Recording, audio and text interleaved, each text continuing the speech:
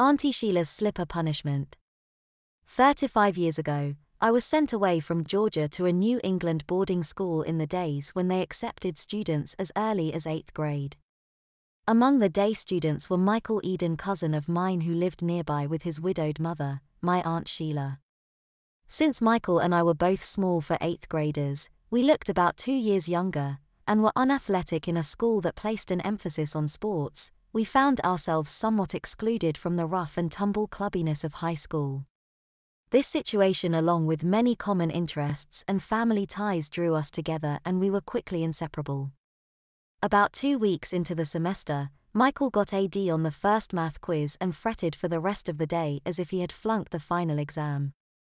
At some point, I finally asked, "What's big deal, Michael?" "It's just the weekly quiz. You can easily make it up next week by studying hard." He mumbled something about how he was really going to get it at home and changed the conversation. Since my mother still spanked me once or twice a week and frequently mentioned how her sister used the same methods, my curiosity was instantly aroused. Eager to find out more, I pressed Michael further. But he only put me off with more vague answers. "It's nothing, Peter. It's just that my mom has my teachers call her whenever I get anything less than a C, and then I get in trouble." Knowing there was more to it than that, I asked him as innocently as I could, "What do you care if you can't watch TV tonight or lose this week's allowance?" "Never mind, Peter, it's no big deal. Let's get back to the Red Sox and their chances this fall. Only after you tell me what happens to you at home when you get bad grades." "Come on, Michael, you can tell me. Since when do good friends have secrets?" "I suppose they don't, but really, it's not anything. I'd just rather not talk about it." Since he was obviously embarrassed, I realized the only way to get the truth out of him was to tell him about my own experiences. "Michael, I get the feeling your mother still uses the same kind of old-fashioned methods that my mom uses at home. My mom warned me to mind my manners when I came north, or your mom would handle me the same way." At this, Michael's eyes widened. "What do you mean, handle you the same way? What are you talking about?" Realizing I would have to spill the beans first, I looked around to make sure no one was nearby and lowered my voice to a whisper. "Michael, cross your heart and swear to die you won't ever tell anyone." After Michael gulped and nodded nervously, I continued. "I think I know what happens to you because it still happens to me. I'm talking about getting punished like little boys even though we're in junior high. I'm talking about, about getting spanked. You're the first person up here I've ever admitted this to. Now fair's fair, Michael. I've told you my secret. You've got to tell me yours." After looking around nervously and swearing me to absolute secrecy in return, Michael nervously admitted he too was still spanked at home. After further prodding encouraged by additional disclosures on my part, he even admitted that spankings were a regular occurrence at home and had been since kindergarten.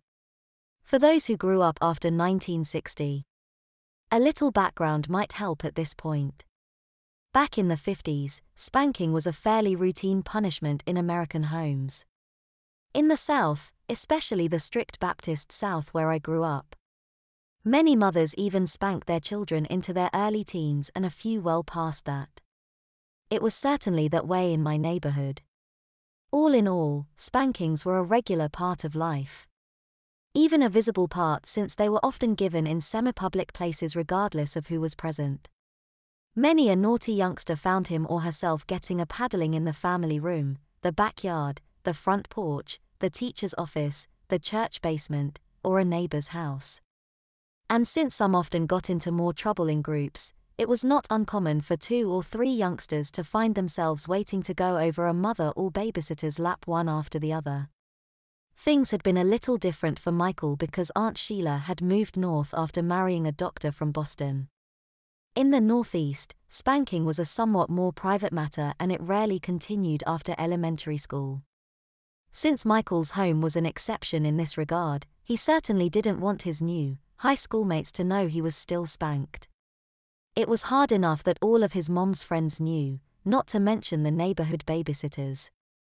Worst of all, some of his new high school teachers even knew because they were longtime friends of his mom from church or neighborhood groups.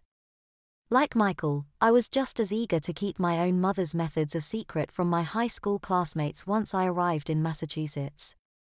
Growing up in Georgia, I had long since taken for granted that naughty children of all ages were slippered.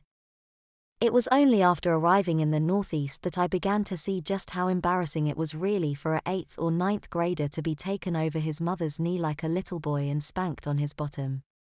But back to my discovery about Michael. Once we got over the initial embarrassment of admitting we were still spanked, our mutual confession led to a whole series of whispered discussions after school. We compared notes on spankings we had received, the different methods used by our moms, and the prominent role of a demerit chart tied to a regular, weekly spanking time. We also swapped stories about our most embarrassing spankings, such as the times when we were punished in the living room with family friends present or the spankings received from babysitters. Like my mother, Aunt Sheila believed an extra witness or a surrogate disciplinarian added to the humiliation of a paddling. Over the years, many of my mother's closest female friends had witnessed my spankings, including neighbors and school teachers as well as cousins and playmates. While Michael and I had both been spanked by babysitters, no one else had ever spanked him. Consequently, he took a special interest in my accounts of being spanked by the school nurse, Bible school teachers, and even the den mother of my Cub Scout pack. It was, perhaps, no accident that all of these women were good friends of my mother and regular visitors to our home. The more Michael and I talked about spanking, the more fascinated we became. Fortunately for me, my weekly experiences across my mother's lap had ended with my departure for school, though Mom promised this would change the very day I returned for summer vacation. And for the first few months of the fall semester, I figured I was completely safe as long as I was away at boarding school. Then, in late October, my mom wrote suggesting that I spend the shorter Thanksgiving, Christmas, and spring vacations with Aunt Sheila rather than fly all the way back to Georgia. For me, this was good news since it gave me more time with Michael, especially vacation time, which promised lots of fun and games. And I adored Aunt Sheila for her loving yet firm manner and the way she always kept a cheerful disposition. Even when she scolded Michael, a real gentleness came through. No wonder Michael worshipped her and seemed genuinely disturbed when he let her down.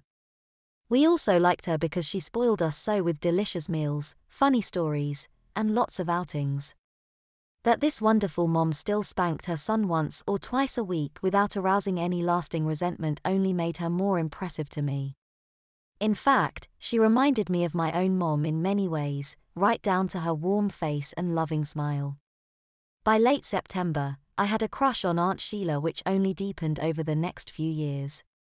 As the fall wore on, I came to develop a new understanding of my mom's methods of punishment. The distance I enjoyed from home and my talks with Michael and Aunt Sheila seemed to put things in a new perspective.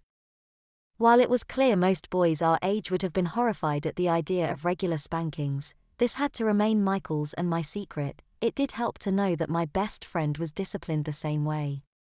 Unfortunately, there was no way Michael could keep his secret in his immediate neighborhood. All of his mom's friends seemed to know he was still spanked, especially since